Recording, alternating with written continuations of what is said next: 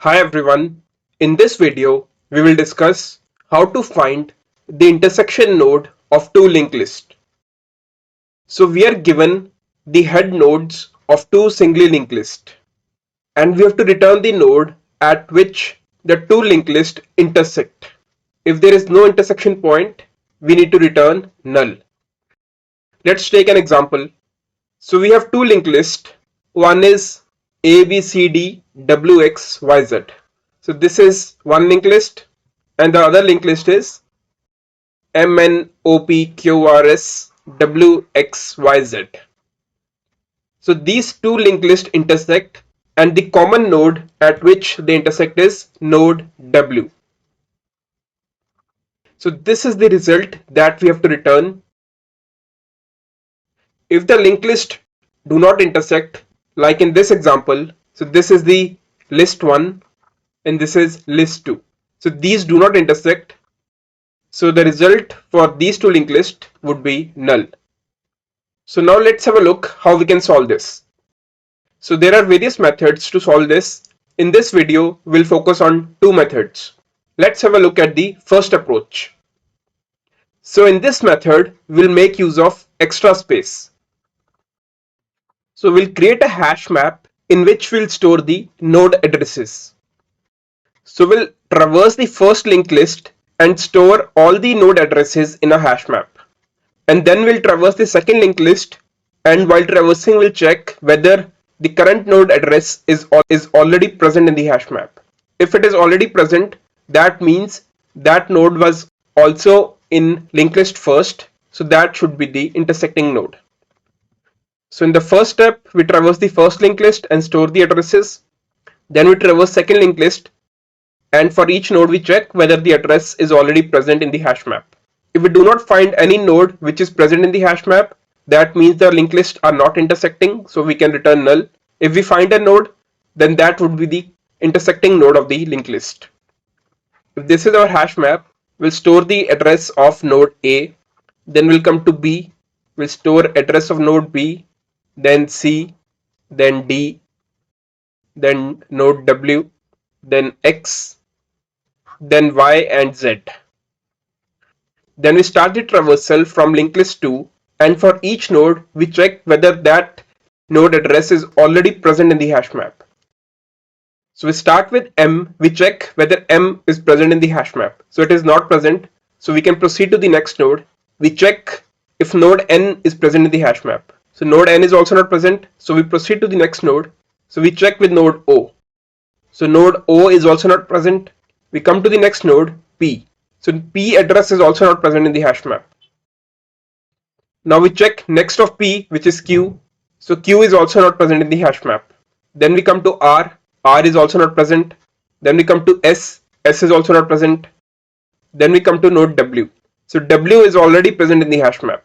So this means that node W is present in linked list 1 as well and linked list 2 as well.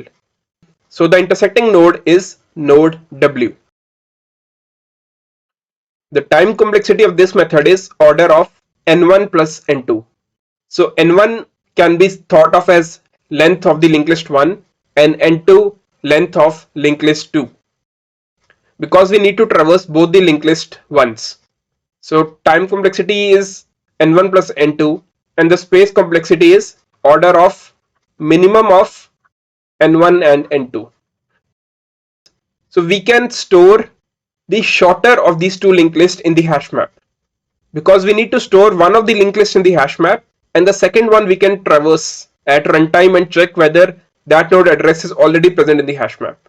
So to reduce this space complexity, first we can find the length of both the linked list and then we can store the shorter one in the hash map. So that makes the space complexity as minimum of n1 or n2. Now this method makes use of extra space. Now let's check the second method, in which the space complexity is order of 1. So we won't be using any extra space in that method. Let's have a look. So in this method, first we'll count the number of nodes in both the list. So we'll traverse from head 1 and count the number of nodes. Let's say the number of nodes in the list 1 is n1. Then we do the same for the linked list 2 and count the number of nodes. So the number of nodes in linked list 2, let's say, is N2. So if the nodes have an intersection point, that means some nodes are common in both the list. So these 4 nodes are common. If we find out the difference between the length of these two linked lists, let's say the difference is n1 minus n2, and we take their absolute value. So for this example, n1 is 8. So length of the first linked list is 8, 4 and 4 common nodes. And for linked list 2, the length is 11. So the difference will become 3. So what we need to do is make the length equal. So how we can do this is, if we traverse the longer list till this diff nodes. So in this case, linked list 2 is longer. So if we move head 2 by 3 nodes, so let's say head 2 comes here. Now the length is equal for both the linked list. So head 1 is here at A and head 2 is at B. So if we move both the linked list by 1, it will come at B and head 2 will come at Q. Then one step ahead, head 1 will come at C and head 2 will come at R. Then head 1 will come at D and head 2 will come at S. Then head 1 will come at W and head 2 will also come at W.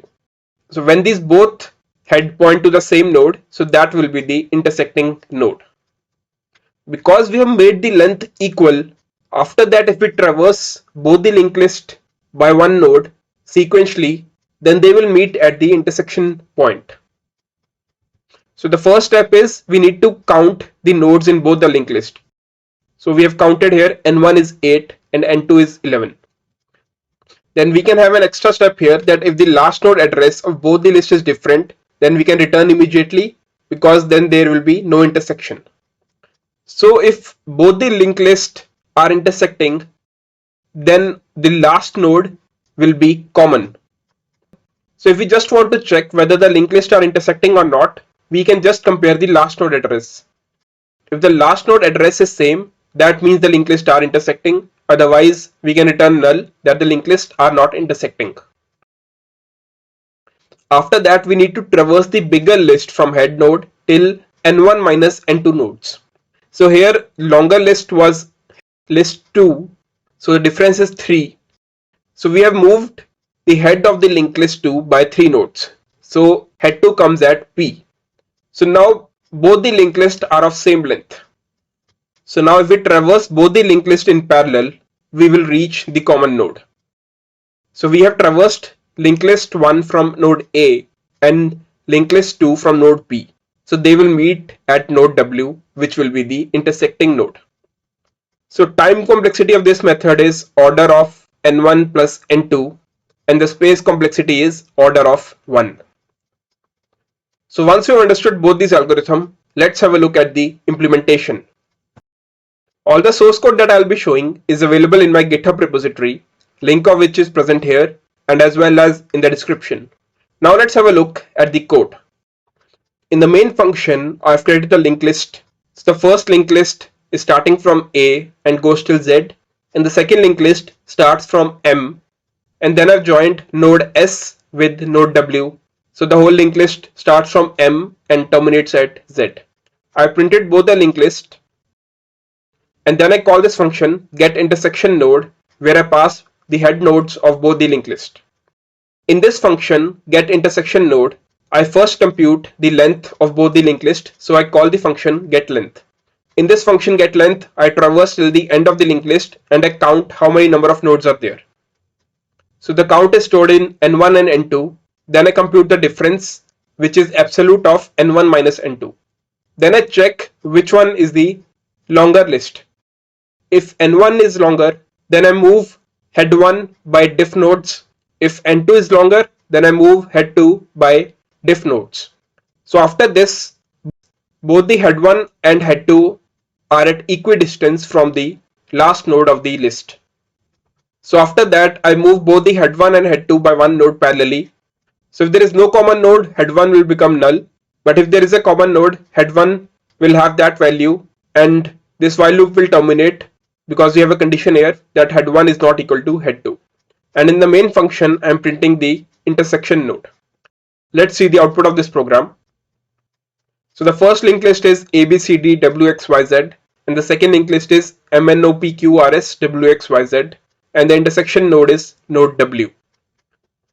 This question is also available on LeetCode as question number 160, intersection of two linked list. I have pasted the same code here and it is success. So that was all for this video. If you have any doubts or suggestions, please leave in the comment section below. If you like my content, please do like, share and subscribe to my channel. It really motivates me to make more such content. And until next time, this is Sandeep Thapar signing off.